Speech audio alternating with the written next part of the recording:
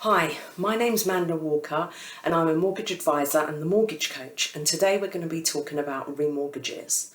Yes, that's right. A lot of you, I know I normally talk about first time buyers, but a lot of first time buyers have decided not to buy right now. But does mean what does matter is the fact that once you're on the property ladder, depending how long your deal is, you will need to remortgage. Now, there's a lot of people out there that went first time round when they bought their property, they didn't talk to their mortgage advisor very much, or they were just so happy to get a mortgage that they didn't ask a lot of questions. So now they're like, I'm up for a remortgage. What does that even mean? Now, basically, when you originally buy your property, you normally go for, a lot of people were going for a fixed rate deal because the interest rate was as low as it was. And, you know, you could go with a 2-year fixed, a 3-year fixed, a 5-year fixed, you get the idea. Anyway, once that deal has come to an end, it's time to remortgage, which means go on to another deal. So that's basically the definition of a remortgage, redo it. Now, there's several things that you can do when you're doing a remortgage. Now, you can stay with the exact same lender, and the reason why people like to do this is it's a lot quicker, it's a lot hassle-free, they don't really ask for paperwork, it can be done in a matter of days. It used to be that for loyalty, they would offer you the best deal, but unfortunately, in the current market, it isn't always the best deal. But if you want something straightforward and simple, and you don't want to have to produce pay slips, bank statements, and all that other documentation, then normally a PT, a product transfer, is the one for you. But as I said, as a caveat, it isn't always necessarily the best deal for you. But if you want something short, sharp and simple, then sometimes it's worth doing. Now, the next thing to look at is other types of remortgages. Now, there are several scenarios with a remortgage. You can remortgage like for like, and that's basically if you owe 150 on your property, then you would borrow 150. And how the remortgage would work is you would let the new lender know the name of the old lender. When the remortgage happens, so it would go through like it always normally does. So you'd put in a mortgage application, then they would do a valuation. It can be sometimes included, and you don't have to pay. Sometimes you do have to pay, depending on the lender. And then from then, once it's valued and they agree it, they'll give you a mortgage offer. You still need a solicitor because you're actually changing who you're actually owing the money to. So a solicitor does have to be involved. And then at that point, they will use the money that they're offering you as the remortgage to pay off the old lender.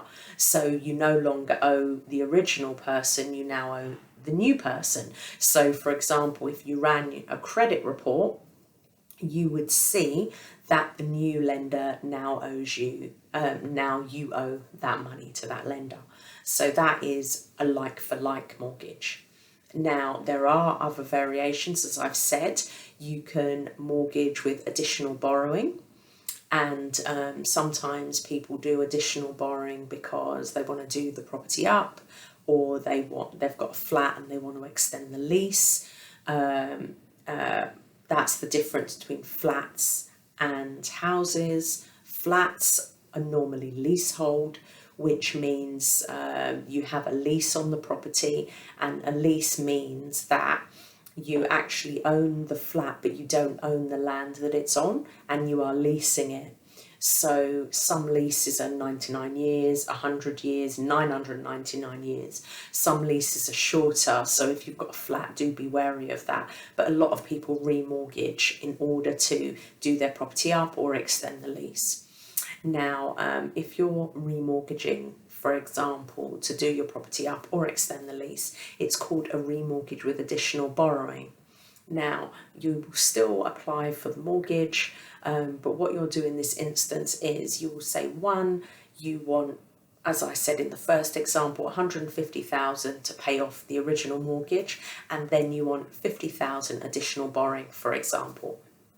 Now, depending on the reason for the borrowing, they will let you borrow a certain percentage of the value of the property. So it still needs to be valued like it was originally, but if it's home improvements, because they know that the likelihood is by home improvements, you are improving your home, so you're going to improve the value of your property, they will let you borrow up to sort of 90% of what the property is currently worth, because they know once the work's been done, the chances are the property will increase in price.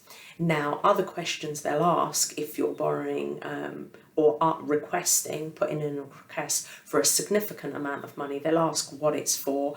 You say home improvements, and then they will say, some lenders will ask for free builder's quotes. If you're doing an extension or loft or something that isn't permitted development. Permitted development means you don't need planning permission. If it's something that does need planning permission, the lender will ask to see that planning permission, or at least an application for the planning permission. As I said, if you're getting your bathroom or kitchen done, for example, they'll ask for free quotes, and then you itemise what you're planning to spend that money on. It is quite strict. It's not a case of, oh, it's additional borrowing, yeah, just give me the money. Unfortunately, they will ask for reasons. You can also borrow money on your home to purchase another property. Now, this might be just a second property because you just want more than one property. I mean, in this scenario, you may work Monday to Friday in London, but you want to, spend your weekend out on the coast. So you might want two properties for that reason. You don't intend to rent them out or anything. They're not holiday lets. They're literally, you just want to own two properties. So that's one scenario. A second scenario would be for an investment. So you've decided that you want to buy a business, or you've decided that you want to buy another property and do it as a buy-to-let. If you wanted to buy a business, you'd have to check with the lender that they allow commercial borrowing, or you may have to get a separate type of borrowing. But if it's to invest in another property, then normally that's not a problem. They may not lend you the full 90% though. It may be 80% or 85% depending on the lender. Now, the next situation is if you want to let to buy. So that's the opposite. So the first scenario is you live in your home, you want to stay in your home, you just want to take some money out of it in order to buy another property that you intend to rent. So the first property you're going to stay living in, the new property you'll be renting. Now, a let to buy is the other way round, when you actually decide that you want to change the property you live in, rent that out and buy another property. So that's a whole nother video, so we'll talk about that another time. But before I forget, if you like these videos and you want more mortgage information, one, put in the comments, tell me all about the types of properties that you want to hear about. Two, please subscribe, it really does help. Add comments, say you like the video, it really does help with the algorithm, and it helps to get me out there to more people.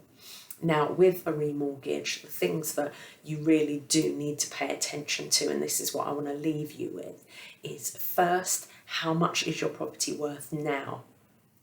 Second, how much is your mortgage?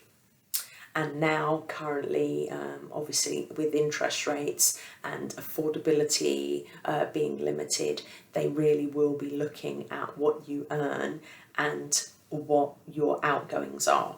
So I would highly recommend, if you're coming up to your remortgage, one, start looking at least 6 months before, because what you can actually do is you can apply for the mortgage even if you get the mortgage offer. Most mortgage offers, and obviously depending on the lender, you can check with your mortgage advisor, most mortgage offers do have a life of 6 months. So I know rates aren't the best at the moment, but they could get worse. Who knows? If you get a mortgage now, you can actually hold on to it, tell the solicitor that you don't want to complete until your existing mortgage ends, because that's the likelihood is it's going to be at a better rate, and then you've got this deal. And in the meantime, if you do get another deal that's better, then you can obviously decline this one, not use it anymore, and go on to the other one. So there are options out there for you. So I would recommend looking at least 6 months before, know how much you're earning, make sure that you haven't got too many other credit commitments, look at what your property's worth, look at what your mortgage balance is. All of those need to be taken into consideration so you can look at getting the best deal for you. At the end of the day, as I mentioned before, if you're borrowing, 90% or 80% of your property, but then if it's a like for like and you can put a little money towards it, then maybe you can get a 60% mortgage, which is going to be a better deal than an 80% mortgage. So those are things to be looked at as well. At the end of the day, you want to get the best deal for you. So that's the best interest rate, the best product fee, the best thing all in one. A lot of people out there are looking at possibly going for trackers, which do move with the Bank of England rate. But at the end of the day, if you get the right tracker that is there is no charge to actually leave that mortgage, then you could stay on a tracker for a while, and then when rates hopefully get better, you could move back to a fixed rate. So if your remortgage is up in the next sort of 6 to 12 months, that's a strategy that you could look at. So as I said, please subscribe, please like the video, comment, share. I'd really appreciate the support. And any other questions that you want around mortgages or money matters, Manda at the Mortgage Coach, more than happy to help. Thanks.